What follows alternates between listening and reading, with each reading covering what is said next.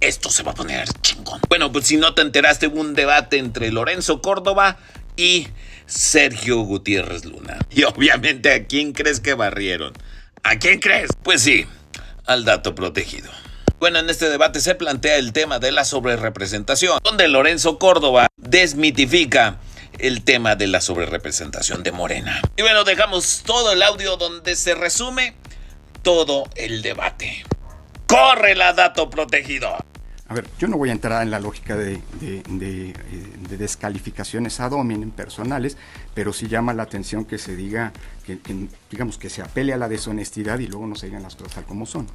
Primer punto, vamos poniendo las cosas sobre la mesa. Si damos por bueno este argumento, que ha sido un argumento que el oficialismo ha venido reiterando una y otra vez, es que en el 24 la mayoría de los mexicanos quisieron darnos una representación calificada, ¿no? Bueno, dando por bueno eso, fue solamente el 55% de los mexicanos los que en las urnas les dieron eso. Porque bajo ese argumento yo no me pongo a interpretar, yo no pretendo ser la voz del pueblo, como se ha pretendido aquí. Uh-huh. Pero si a esas nos vamos, hubo un 45% de mexicanos que decidieron que no tuvieran una mayoría calificada.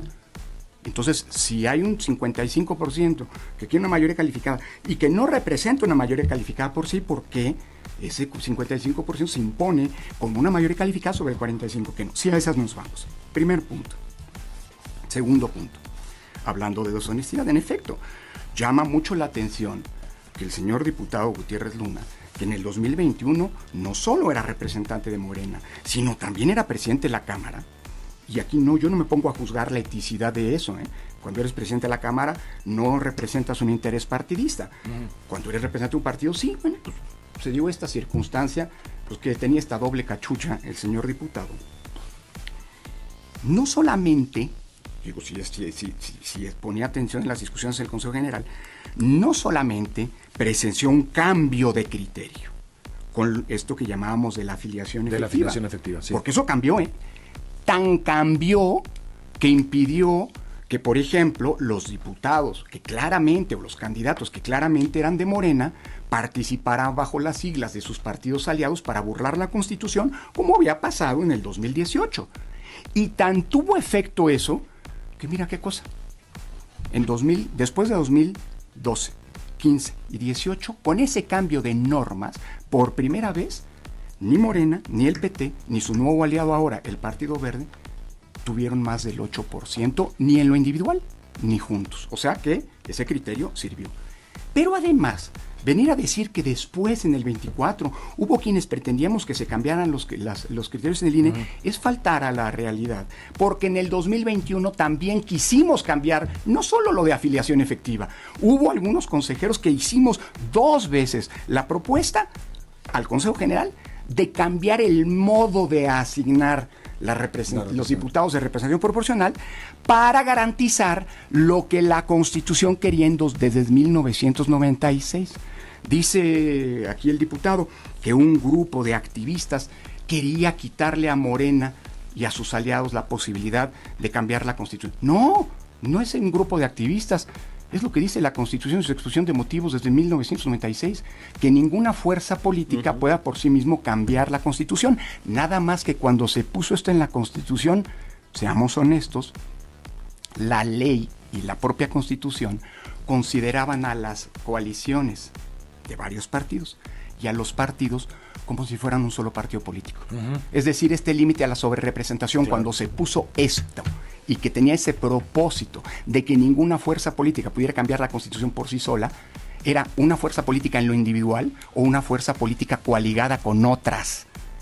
Y lo que hubo un error de interpretación por parte del IFE durante años y también por parte del INE, que como consejeros intentamos corregir, no después, como consejeros intentamos corregir, pues era para garantizar lo que dice la Constitución.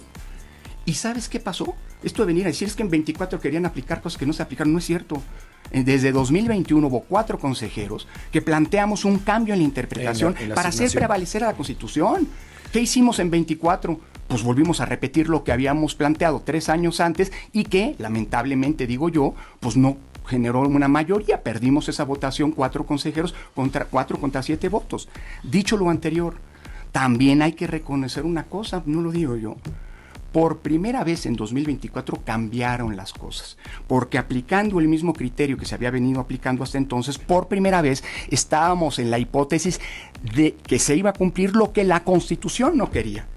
Que un conjunto de fuerzas que van coaligadas bajo un mismo proyecto político pueda cambiar la Constitución por sí solos, porque puede alcanzar a tener una mayoría calificada. Nunca había estado en juego. Decir lo contrario es faltar a la verdad. Nunca había estado en juego en el pasado la construcción de una mayoría calificada de fuerzas políticas que van bajo una coalición. Hasta que en 2024 ocurrió. Bueno, y por cierto, nada más un dato adicional. Si es que la ciudadanía quería que se eligieran a los jueces, eso lo ha dicho la presidenta y lo han dicho muchos corifeos de la presidencia y voceros del régimen. A ver, pregunta, ¿de veras la ciudadanía quería que se eligieran a los jueces y a los magistrados? La mayoría de los ciudadanos lo querían, como se dice. Pues entonces, ¿por qué votó solamente el 13% y, por cierto, 3% anularon el voto? Si es cierto que son tan fieles a las promesas de campaña, entonces ¿por qué el morenismo traicionó una de las principales promesas de campaña con la que llegó al poder en 2018, que fue meter al ejército a los cuarteles? Y al contrario, se militarizó la función pública. Entonces, lo demás es retórica. Y además, por cierto, pretender que un grupo de académicos trastocamos la certeza, nosotros lo que le planteábamos a los órganos electorales era la necesidad de que hubiera un cambio de criterio. Pretender que formamos un gran cuerpo político, una gran fuerza política, pues yo le agradezco al diputado Gutiérrez Luna, pero pues lo que le digo es, no vea moros con tranchetes en donde no los hay. Somos académicos y sí tenemos, eso sí, somos militantes, yo lo digo aquí, soy militante de la democratización del país y yo no estoy en contra de una fuerza política. Afortunadamente mis escritos hablan por mí. Yo fui un crítico de muchos de los planteamientos que hizo el gobierno de Fox, entre otros, por cierto, el planteamiento de reducir la representación proporcional cuando era gobierno el PAN. Entre otros, lo que se repitió en el gobierno de Calderón y también en el gobierno de Peña Nieto. Yo fui un crítico, siempre fui un defensor de la proporcionalidad, es decir, de que la representación proporcional no desapareciera como lo está planteando hoy el morenismo, pero como lo planteó ayer el panismo y como lo planteó ayer el priismo. La primera, o por ejemplo, sí soy un crítico de un recorte drástico al financiamiento de los partidos políticos, pero no porque lo plantea Morena, Lo fui cuando lo planteó por primera vez. Lo que hoy está planteando Morena, lo planteó el gobierno de Calderón. El primero que planteó eso fue César Nava cuando era presidente del PAN, casualmente cuando el PAN gobernaba. Después lo volvió a plantear Enrique Ochoa cuando era presidente del PRI, casualmente cuando el PRI gobernaba. Y ahora que Morena gobierna, también quiere reducir el financiamiento. Yo digo, qué casualidad, a mí no me importa. Mira, la ciudadanía es la que decide quién vota. Yo durante 9 años hice respetar como autoridad electoral el voto de los ciudadanos. Tan es así que durante mi presidencia Morena no solo obtuvo el registro, sino obtuvo los triunfos legítimamente obtenidos en las urnas. ¿Quién le levantó? ¿Quién fue el que dijo la noche del 1 de julio de 2018 que había ganado López Obrador la presidencia de la República? Sí, bueno, tú. Pues me tocó decirlo a mí, porque sabes que no porque yo quisiera o no, sino porque había ocurrido en las urnas.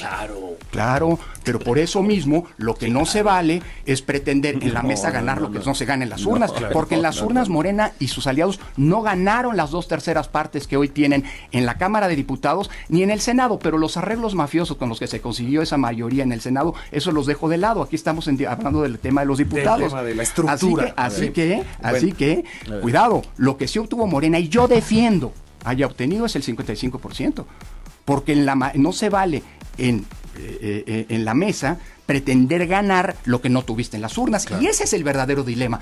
Y bueno, así quieren hacer una reforma electoral. Saludos cordiales.